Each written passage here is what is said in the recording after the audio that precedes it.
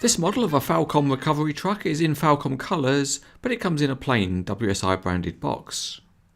It is factory sealed, so a bit of knife work is needed to free up the clear plastic lid.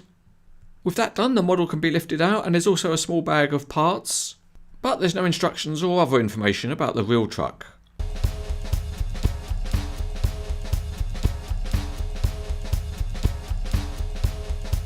There are a number of small parts that come in the bag with the model, and it's not obvious where they all go.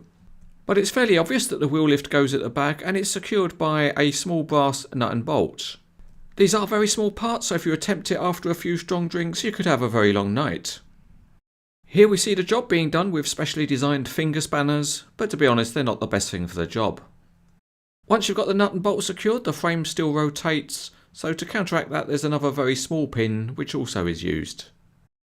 With that installed, the frame is properly secured and then you can fold it up. But be careful because the pin is not a tight fit and it will drop out if you're not careful.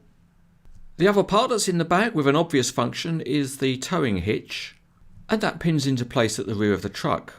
However, the model engineering here is not quite so good as the holes for the pin don't quite line up properly. So all you can do is get it in as best as you can.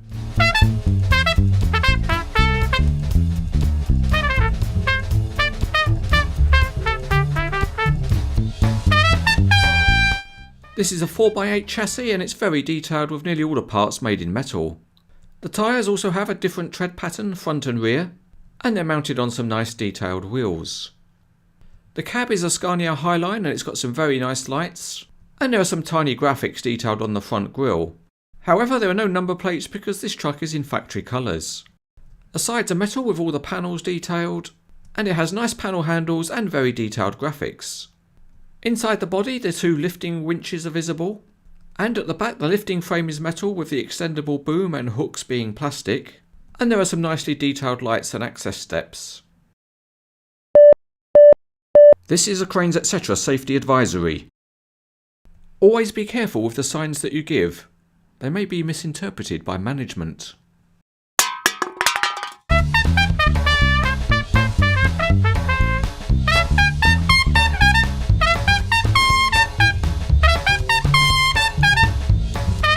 It's time to test out the big Scania on the road to recovery, and it drives along smoothly in a straight line.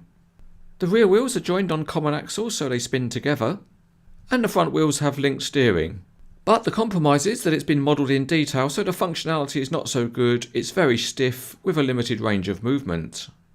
So the result is you can pose the truck with a shallow angle of steering, and if you push it along it will just about trace a very shallow curve. Staying at the front of the truck, the big Scania cab tilts well, and the reasonably detailed engine can be seen underneath. At the rear of the truck, the wheel lift can be folded down, and it's also extendable because the frame is attached to a telescopic metal beam.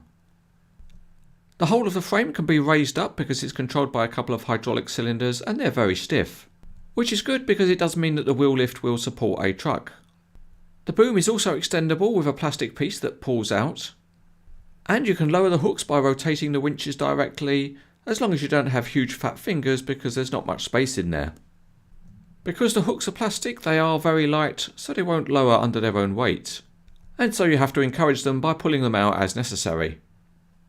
Another feature is the stabilisers or grippers at the back, which can be pushed down, and these allow the truck to stop itself moving if the winches are pulling hard. Also at the back is the folding towing hitch, and again it's not a good fit, and also the moulding is not actually usable, so you couldn't fit a tow bar to it.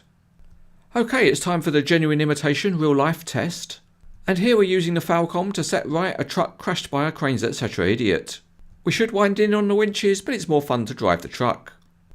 At least the poor old tipper is now the right way up, so we need to drive it away, and it mounts well by putting the front wheels on the frame of the wheel lift. Although this tipper is fairly heavy, you can actually raise the wheel lift using the hydraulic rams, and they're stiff enough to hold the truck up. With that done, we can drive the tipper away and make a claim on the insurance. This Falkom recovery truck is a nice looking model and it poses well with other vehicles. It's a nicely detailed model with reasonable functionality. It's also available in DAF, Volvo and other cab variants. Overall, the Falkom is highly recommended.